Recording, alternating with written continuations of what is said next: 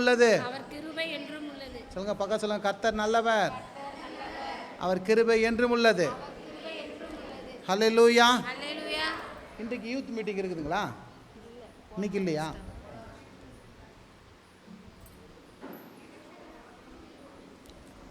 எபேசியர் திருப்பிக் கொள்வோம். பவுலின் ஜெபத்தை குறித்து நாம் பார்த்து கொண்டு வருகிறோம். பாலின் எபிசல்ஸ், பவுலின் நிருபம் எப்படியோ பவுலின் ஜெபங்கள் உண்டு. பவுல் சபைக்காக எப்படி ஜெபிக்க வேண்டும் என்பதை என்ன பண்ணுறாரு? எபேசு நிருபத்தின் மூலமாக நமக்கு சொல்லி தருகிறவராக இருக்கிறாரு.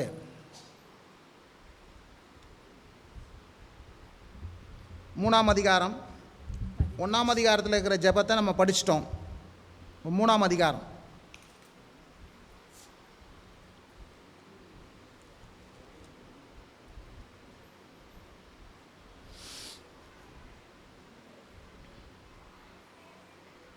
பதினாலிருந்து ப்ளே பண்ண.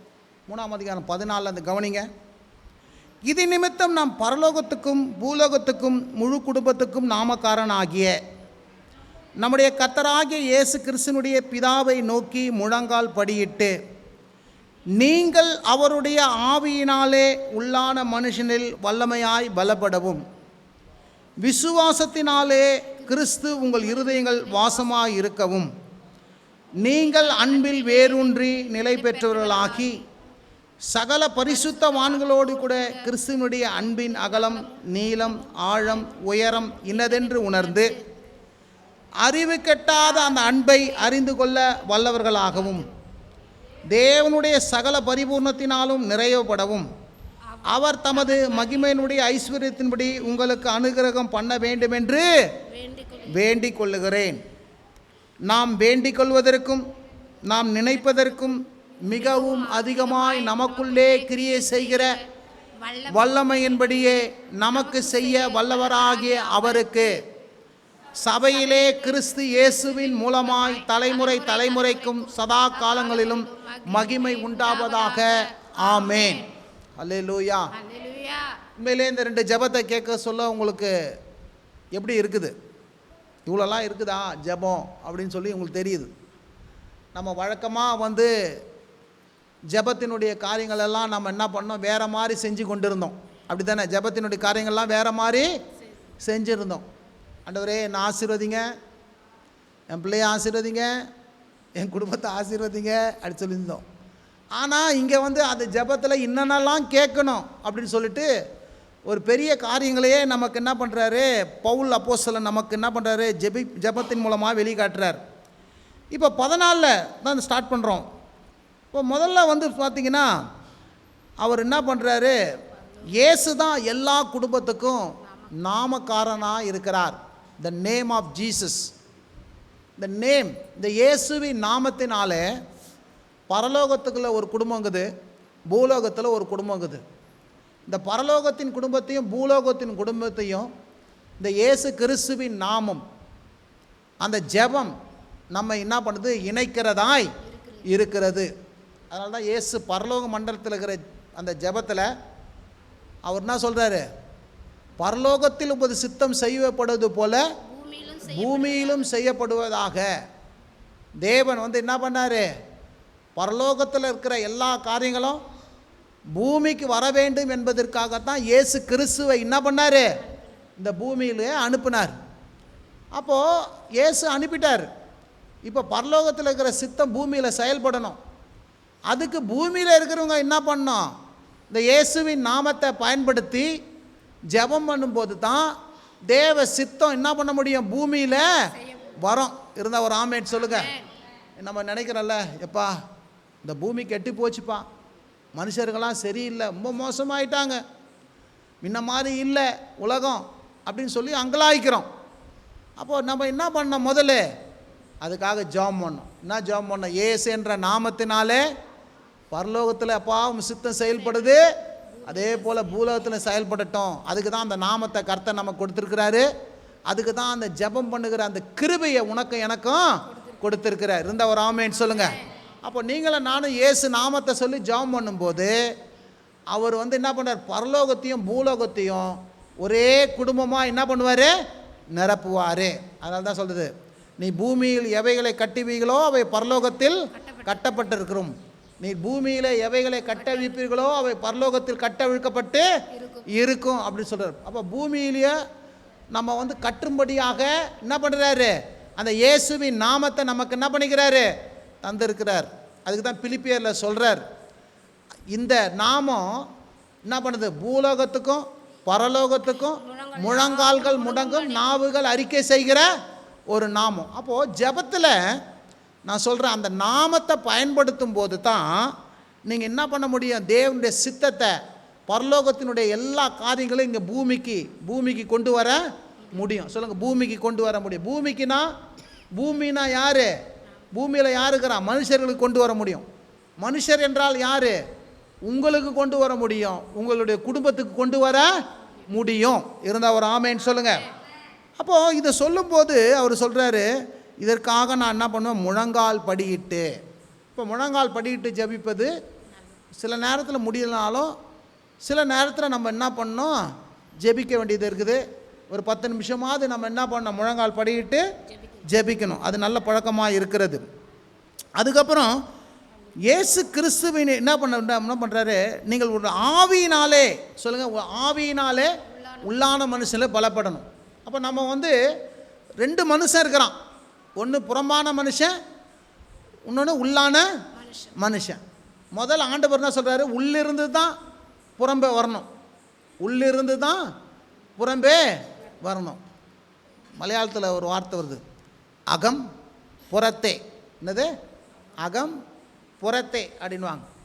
அப்போது உள்ளிருந்து தான் புறத்துக்கு என்ன பண்ண முடியும், கடந்து வர முடியும். அப்போ அந்த உள்ளான மனுஷன், ஆவி மனுஷன், ஆத்துமா மனுஷன் வந்து என்ன பண்ணாங்க, பலப்படணும். சொல்லுங்கள், ஆவி மனுஷன் ஆத்துமா மனுஷன் பலப்படணும். அதுக்கு ஜெபம் பண்ணணும். ஆண்டவரே, என் ஆவி மனுஷனையும் என் ஆத்துமா மனுஷனையும் என்ன பண்ணுங்க ஆண்டவரே, பலப்படுத்துங்க. சொல்லுங்கள், பலப்படுத்துங்க. சொல்லுங்கள், பலப்படுத்துங்க. வல்லமையாய் பலப்படணும். அது எப்படி பலப்பட முடியும், ஆவியானவர்னால தான் பலப்பட முடியும். சொல்லுங்கள், என்ன பண்ணுங்க, ஆவியானவர்னால தான் பலப்பட முடியும். ஆவியானவர் தான் பலப்படுத்த முடியும். அதுக்கு எப்படி ஜெபம், எப்படி வழி வச்சுக்கிறாரு, ஜெபத்தில் நீ ஆவியானவரை கொண்டு என் ஆவியை பலப்படுத்துங்க அப்படின்னு சொன்னான். ஆண்டவர் ஆவியை என்ன பண்ணுவார், பலப்படுத்துவார். பாருங்கள், சிக்கலாக்கில் எல்லாம் வந்து தாவீதை வந்து என்ன பண்ணிட்டாங்க, அவனோடு கூட இருந்த நேசித்த மக்கள் எல்லாம் அவனுக்கு ஒரு பெரிய தோல்வி வந்த போது அவனை எல்லாம் நெருக்கினாங்க. சிக்கலாக்கில் தாவீது மனம் நொந்து போயிட்டான்.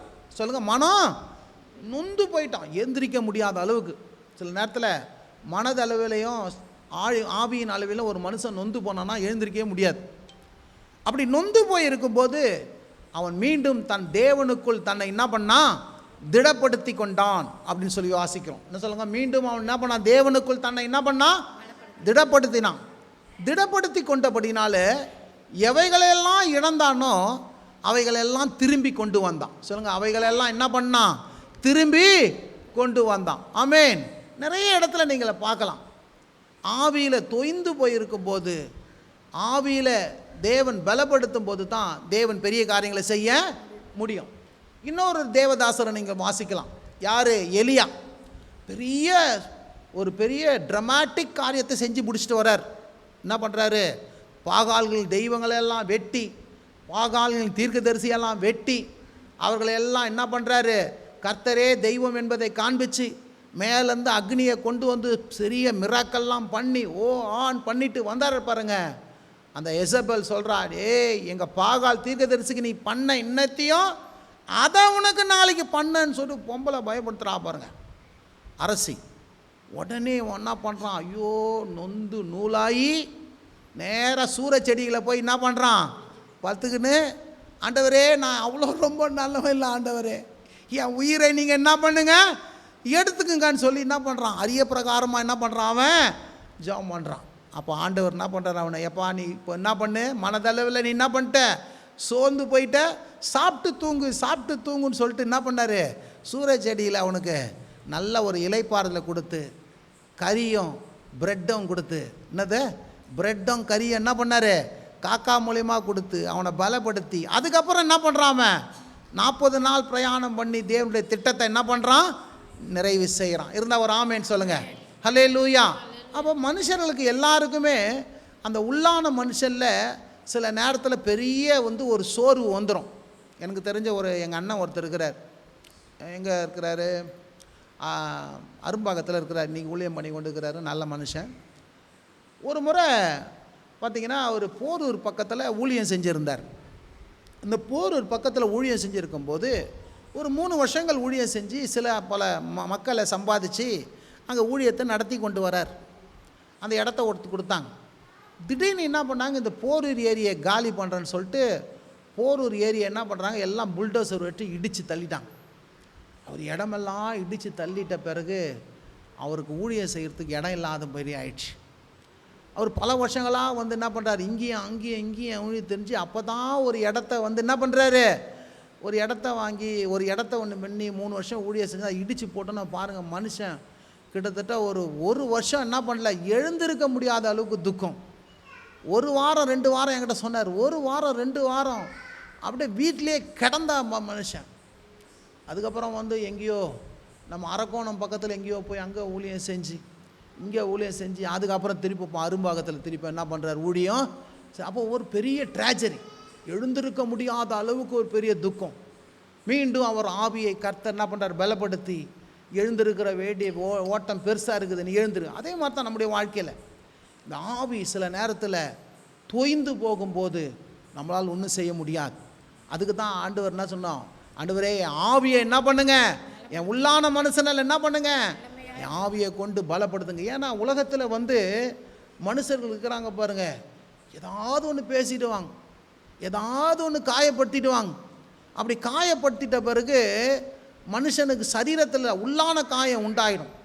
ஐயோ இப்படி பேசிட்டாலே, இப்படி பண்ணிட்டாலே.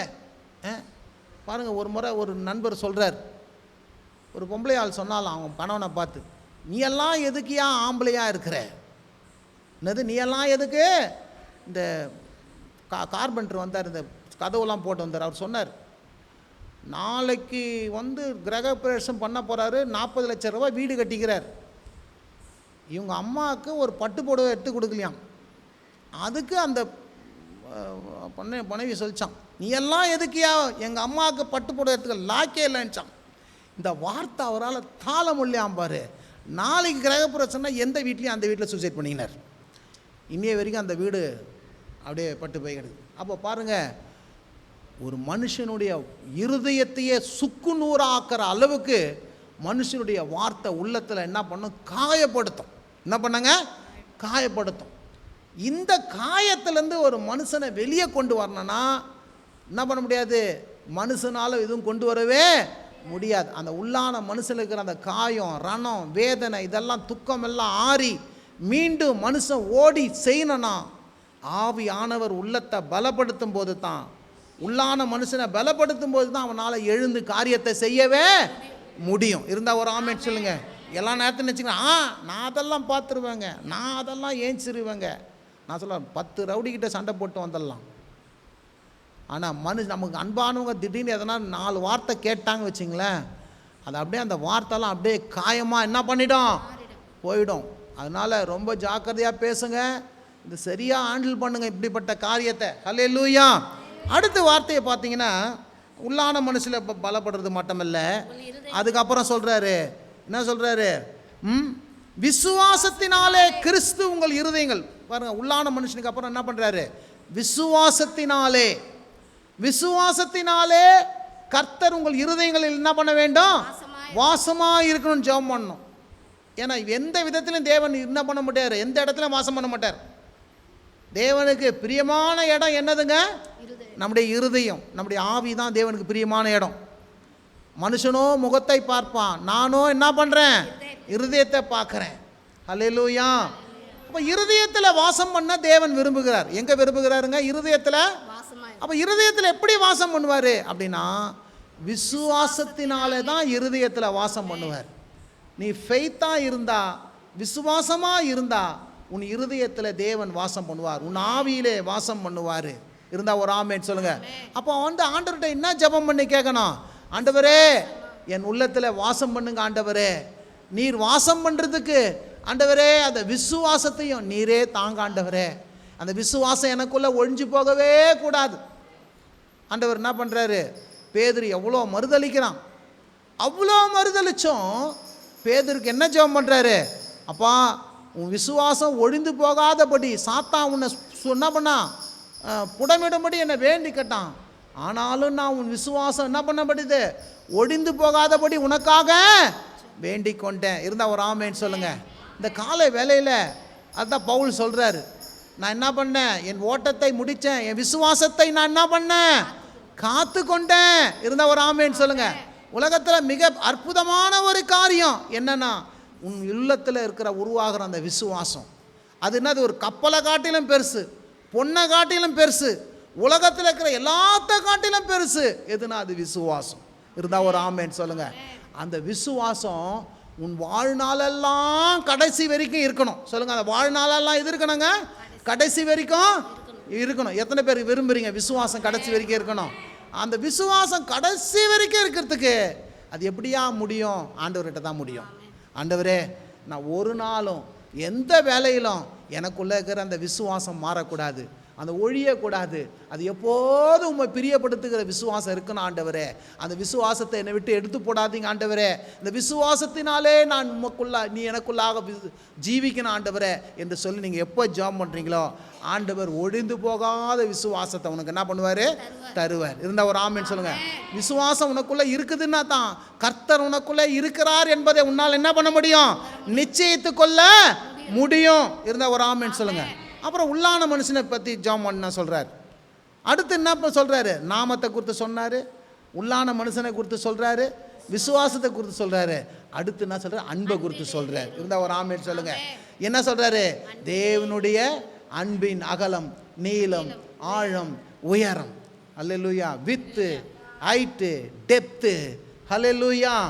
இதெல்லாம் அறிந்து கொள்ளணும் ஆண்டவரே. இருந்தால் ஒரு ஆமேன்னு சொல்லுங்கள். இதில் வந்து நான் என்ன பண்ண வேண்டும்? வேறு ஊன்ற வேண்டும், நிலை பெற்றவனாக வேண்டும். அல்லேலூயா. இதை தான் போன வாரம் பார்த்தோம். இன்னும் கொஞ்சம் சில காரியங்களை விட்டுட்டு இருக்கிறேன் இந்த அன்பை குறித்து. ஏன்னா அன்பு கொஞ்சம் பெருசு, அன்பு கொஞ்சம் பெருசு. போன வாரம் நிறைய அன்பை குறித்து சொன்னேன். எத்தனை பேருக்கு உள்ளம் தொட்டுச்சுங்களா? கையை உயர்த்துங்க. இல்லை என்னமோ பாஸ்டர் அன்பை குறித்து எத்தனை பேர் கேட்டிங்களா? இல்லைன்னா திரும்ப வந்து மெசேஜை வந்து என்ன பண்ணுங்க, யூடியூப்பில் போட்டு கேளுங்க. ரொம்ப நல்லா இருக்குது, கேளுங்க. சரியா? சரி, இப்போ திருப்பி அந்த அன்பை குறித்து சில காரியங்கள் நம்ம பார்க்க போகிறோம்.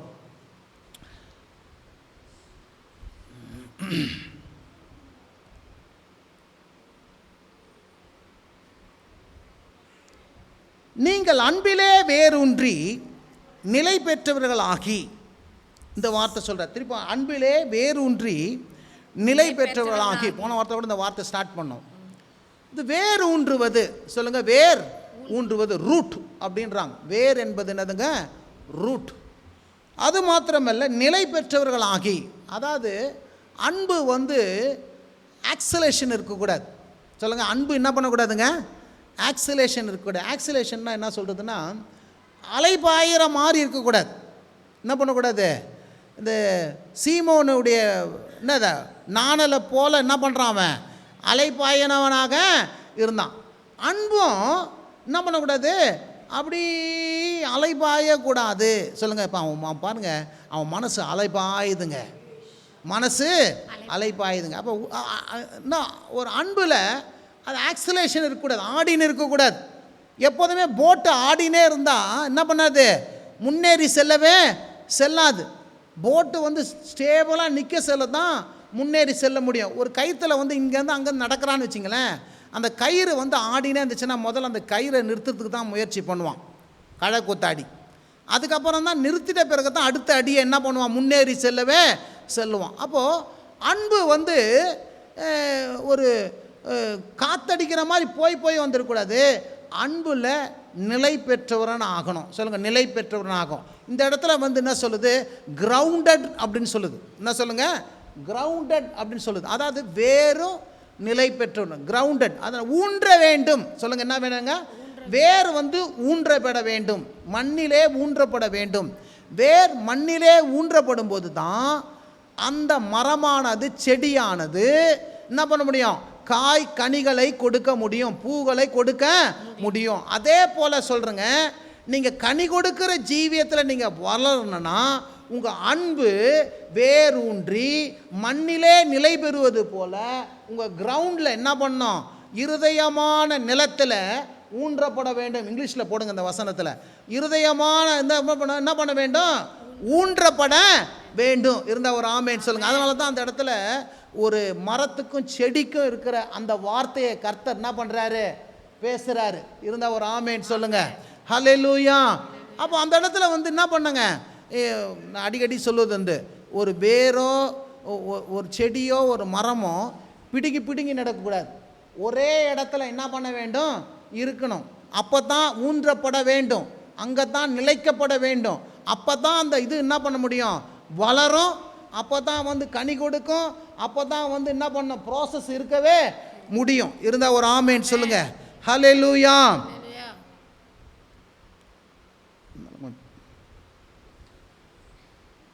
அதை பார்த்தீங்களா?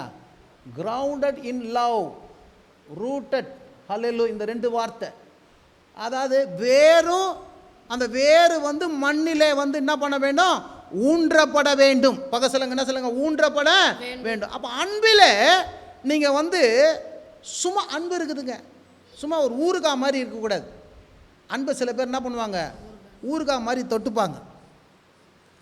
அன்பில் நீங்கள் நிலை பெற்றவாகணும். அன்பிலே நீங்கள் ஊன்றப்பட வேண்டும். ஹல்லேலூயா. ஏன் மண்ணில் ஊன்றப்பட வேண்டும்? என்ன வேர் விடணும்? வேரும் மண்ணில் விடும்பொழுது தான் அந்த மரம் என்ன பண்ண முடியும்? வளர முடியும். அந்த மரம் கனி கொடுக்க முடியும், ஒரு அழகாக இருக்க முடியும், அந்த மரம் வந்து உயிர் இருக்க முடியும். இருந்தால் ஒரு ஆமேன்னு சொல்லுங்கள். அதே போல தான் உங்களுக்குள்ளாக அன்பிலே வந்து என்ன பண்ண வேண்டும்? கிரவுண்டட் ஆகி, ரூட்டட் ஆகி, நீங்கள் ஊன்றப்படும் போது தான் நீங்கள் கனி கொடுக்க முடியும், நீங்கள் வளர முடியும், உங்களுக்கு உயிர் இருக்குது என்று சொல்ல முடியும். உங்களுக்கு கனி எல்லா விதத்திலும் நீங்கள் என்ன பண்ண முடியும்? செழிப்பாக இருக்க முடியும். இருந்தால் ஒரு ஆமேன்னு சொல்லுங்கள். அடுத்தபடியாக இன்னொரு வார்த்தை அந்த இடத்துல வாசிக்கிறோம், கவனிங்க. சகல பரிசுத்தவான்களோடு கூட கிறிஸ்துவினுடைய அன்பிலே. இந்த இடத்துல வந்து சகல பரிசுத்தவான்களோடு கூட. இப்போ தேவனுடைய அன்பு அகலம், ஆழம், உயரம், நீளம், உயரம் இன்னதென்று உணர்ந்து அப்படின்னு சொல்லுது. அப்போ தேவனுடைய அன்பு அது வந்து ரொம்ப பெருசு, அது ரொம்ப பெருசு. அதனால தான் என்ன பண்ணுறாங்க? 4 ஆங்கிளாக சொல்கிறாங்க, 4 விதமான டைமென்ஷன் சொல்கிறாங்க. தேவனுடைய அன்பை வந்து என்ன சொல்கிறதுனா, அது வந்து அறிவை கெட்டாத விதத்தில் இருக்குது. சகல பரிசு அப்புறம் சொல்கிறேன். அறிவு கெட்டாத விதத்தில் இருக்குது. அதாவது தேவன் வந்து அறிவுக்கு அப்பாற்பட்டவர். சொல்லுங்கள், அறிவுக்கு, மனதிலே தோன்றுகிற அறிவுக்கு அப்பாற்பட்டவர். வெறும் அறிவை கொண்டு தேவனுடைய அன்பை என்ன பண்ண முடியாது? அறிந்து கொள்ள முடியவே முடியாது. அப்படி முடியவே முடியாதுன்னா அப்போ முடியாதுப்பா அப்படின்ட்டு ஒதுங்கிறது கிடையாது. இல்லை, அதே நேரத்தில் ஆவியானவர் துணை கொண்டு, நம்முடைய ஆவியானவரை கொண்டு, நம்முடைய ஆவியில் தேவனை என்ன பண்ண முடியும்? எந்த அளவுக்கு அவர் அன்பை அறிந்து கொள்ள முடியுமோ அந்த அளவுக்கு அவருடைய அன்பை அறிந்து கொள்ள முடியும். இருந்தால் ஒரு ஆமேன் சொல்லுங்கள். முழுவதுமாக அறிந்து கொள்ள முடியுமா? முழுவதுமாக முடியாது. ஏன்? கடலில் இருக்கிற முழு தண்ணீரும் நான் எல்லாத்தையும் எடுத்துன்னு வந்துடுவேன் அப்படின்னு சொன்னால் முடியாது. கொஞ்சம் தண்ணீரை நம்ம என்ன பண்ணலாம்? கை கெட்டுற அளவுக்கு, என் குடத்தில் போடுற அளவுக்கு நான் எத்தனை வரலாம். அதுக்குன்னு மொத்த தண்ணியை நான் வீட்டுக்கு கொண்டு வந்துடுவேன் அப்படின்னா தேவன் வந்து கடலை போல. தேவன் யாருங்க? கடலை போல. முழுசாக கடலில் ஆழத்தை கண்டுபிடிச்சிட முடியுமா? கடல் நீளத்தை கண்டுபிடிச்சிட முடியுமா?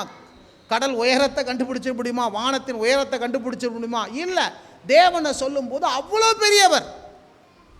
தேவன் வந்து அவ்வளோ பெரியவர். மனுஷன் வந்து ரொம்ப சின்னவன் வந்து பெரியவரை முழுசாக அறிஞ்சிட முடியுமா அப்படின்னா முழுசாக அறிய முடியாது. ஆனால் அவரிடத்திலிருந்து வந்து இருக்கிறபடினால், அவருடைய சாயலாக இருக்கிறபடினால், அவர் குமாரனாகிய இயேசுவை நமக்காக தந்திருக்கிறபடினால், பரிசுத்த ஆவியை நம்மை தந்திருக்கிறபடினால், நம்மை தெரிந்து கொண்டிருக்கிறபடினால், எந்த அளவுக்கு அறிய வேண்டுமோ அந்த அளவுக்கு அவருடைய அன்பை நம்மால் என்ன பண்ண முடியும்? அறிய முடியும். இருந்தால் ஒரு ஆமேன்னு சொல்லுங்கள். அப்போது சில நேரத்தில் சில என்ன பண்ணுவாங்க? கடவுளை வந்து அறிவினால் புரிஞ்சுக்கொள்ளாது, அப்போ அறிவு யூஸ் பண்ணாது. இப்படி ஒரு பிரசங்கம் இருக்குது. எத்தனை பேர் கேட்டுக்கிறீங்க? அறிவு யூஸ் பண்ணாது, மூளை யூஸ் பண்ணாத. நாங்கள் ஆவியில் தான் அவர் புரிஞ்சுக்கிறோம். ஆனால் அறிவும் தேவை. எதுக்கு அறிவு தேவை? ஒருவனுக்கு படிக்கக்கூடிய அறிவு, வாசிக்கக்கூடிய அறிவு, சில காரியங்கள் கோயிலுக்கு போகணுன்ற ஒரு அறிவு, இதெல்லாம் தேவை. இதெல்லாம் ஃபஸ்ட்டு வந்து என்ன பண்ணுறது, ஃபஸ்ட்டு ஸ்டார்டிங் போல் ஒரு ஜென்ரேட் பண்ணுது. ஆனால் வெறும் அறிவு இல்லை, அதுக்கப்புறம் வந்து செகண்டரியாக போயிடுது. எத்தனை பேருக்கு விளங்குதுங்க? அறிவு தேவை. அறிவினால உணர்ந்து கொள்ள முடியாதுன்னா அது என்ன சொல்ல வருதுன்னா, முழுசாக அறிவினால முறிந்து கொள்ள முடியாது, ஆவியானவர்னால அவருடைய கிருபையினால தான் உணர்ந்து கொள்ள முடியும். அப்போ அறிவு எதற்கு அப்படின்னா, அறிவும் தேவை. இருந்தால் ஒரு ஆமேன் சொல்லுங்க. அறிவே வேணாம் அப்படின்னு சொல்லிட்டு நம்ம என்ன பண்ணக்கூடாது? அறிவை என்ன பண்ணக்கூடாது? தேவனுக்கு அறிவு இல்லைன்னா எப்படி படிக்க முடியும்? எத்தனை பேருக்கு விளங்குதுங்க? இன்னைக்கு பெரிய பிரச்சனை. மூளையை யூஸ் பண்ணாத, அறிவை யூஸ் பண்ணாத, கடவுளை இல்லை அந்த விதத்தில் இது சொல்ல வரல.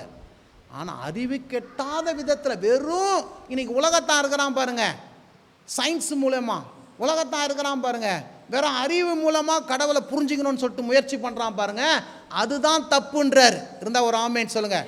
அது முழுசாக அவன் கூட சில நேரத்தில் விஞ்ஞானி கூட யோசனை பார்த்துட்டு இதெல்லாம் எப்படி இருக்குன்னு நடந்துட்டு அவன் கடைசியாக வந்து ஒரு தீர்வை எழுதிடுறான். என்ன தீர்வு எழுதுறான்?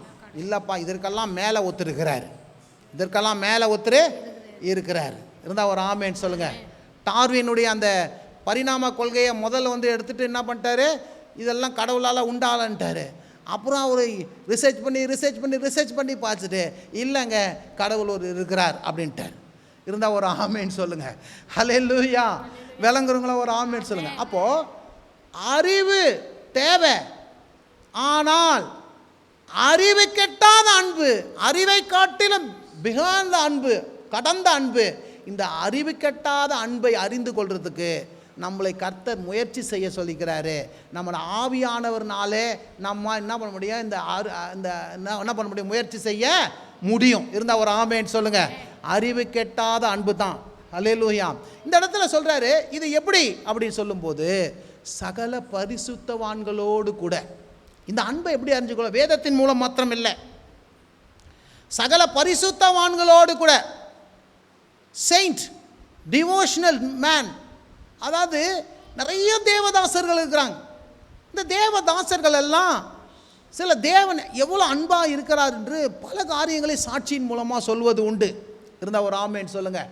வேதத்தின் மூலமாகவும் பலவிதமான செயின்ஸுங்க மூலமாகவும் தேவதாசர்கள் மூலமாகவும் இந்த அன்பை அறிந்து கொள்ள முடியும். எல்லாம் முற்றிலுமா முடியுமா? முற்றிலுமா முடியாது. ஒரு வரையறை இருக்கிறது. இருந்தால் ஒரு ஆமேன்னு சொல்லுங்கள். அதனால தான் சகல பரிசுத்தவான்களோடு கூட. இருந்தால் ஒரு ஆமேன்னு சொல்லுங்கள். ஹல்லேலூயா. இந்த பரிசுத்தவான்கள் எல்லாம் என்ன பண்ணுவாங்க? தேவனுடைய அன்பை வெளிப்படுத்துகிறவர்களாக இருக்கிறான். கிறிஸ்து எப்படி அன்பை வெளிப்படுத்துகிறாரு? தேவனுடைய அன்பை வருது. அதே போல் இந்த கிறிஸ்துவின் அன்பை பரிசுத்தவான்களோடு கூட தங்களுடைய வாழ்க்கையில் நடந்த காரியங்களை, தங்கள் வாழ்க்கையில் தேவன் செய்த காரியங்கள் மூலமாக கிறிஸ்துவின் அன்பை சொல்லும்போது நாம் என்ன பண்ண முடியும்? தேவனுடைய அன்பை, கிறிஸ்துவினுடைய அன்பை அறிந்து கொள்ள முடியும். இருந்தால் ஒரு ஆமேன்னு சொல்லுங்கள்.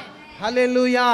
அப்போ வேதத்தின் மூலமாகவும் பரிசுத்தவான்கள் மூலமாகவும் பரிசுத்தவான்களோடு கூட, அப்படியே இங்கிலீஷில் அப்படியே தான் போட்டுக்குது அந்த வசனத்தை. திருப்பி 4-5 டிரான்ஸ்லேஷன் நீங்கள் படிச்சிங்கன்னா, வேதத்தின் மூலமாகவும் பரிசுத்தவான்களோடு கூட. சொல்லுங்கள், பரிசுத்தவான்களோடு கூட. ஹல்லேலூயா. பாருங்க, புரிந்து கொள்ளணும். சொல்லுங்கள், என்ன பண்ணணும்னா, அது நான் சொல்ல, அறிவு கேட்டாத அன்பு தான். ஆனால் புரிந்து கொள்றதுக்கு ஆண்டவர் கிருபை செய்வார். இருந்தால் ஒரு ஆமேன் சொல்லுங்கள். ஹல்லேலூயா. ஹல்லேலூயா. ஆமேன். புரிந்து கொள்ள தேவன் வந்து நமக்கு என்ன பண்ணுவார்? உதவி செய்கிறவராக இருக்கு. அப்போ வந்து வேரூன்றப்பட வேண்டும், புரிந்து கொள்ள வேண்டும். ஆமேன். வாசிங்க.